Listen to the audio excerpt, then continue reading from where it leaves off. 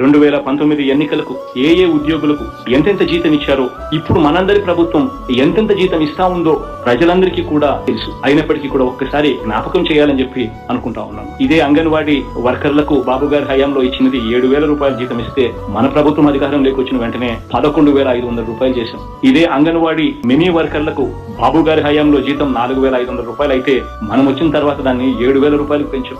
సంఘమిత్రులకు, యానిమేటర్లకు బాబు గారి హయాంలో జీతం ఎంత అంటే 3,000 రూపాయలు ఇస్తే, మనం వచ్చిన వెంటనే దాన్ని 10,000 చేశాం. మున్సిపల్ పారిశుద్ధ్య కార్మికులకు బాబు గారి హయాంలో 12,000 రూపాయలు అయితే, మనం వచ్చిన వెంటనే దాన్ని 18,000కు చేశాం. ఇదే ఆశా వర్కర్లకు బాబు గారి హయాంలో జీతాలు ఎంత అంటే కేవలం 3,000 రూపాయలు ఇచ్చేవారు. మనం ఇవాళ ఇస్తా ఉన్నది 10,000 రూపాయలు కాదా అని చెప్పి ఒకసారి మనస్సాక్షిని అడగండి అని చెప్పి అడుగుతాము. మన ప్రభుత్వం రాకముందు వరకు కూడా రాష్ట్ర ప్రభుత్వానికి సంవత్సరానికి అయ్యే ఖర్చు 1,198 కోట్ల రూపాయలు అయితే, మీ ప్రభుత్వం ఈ రోజు భరిస్తా ఉన్న ఖర్చు 3,187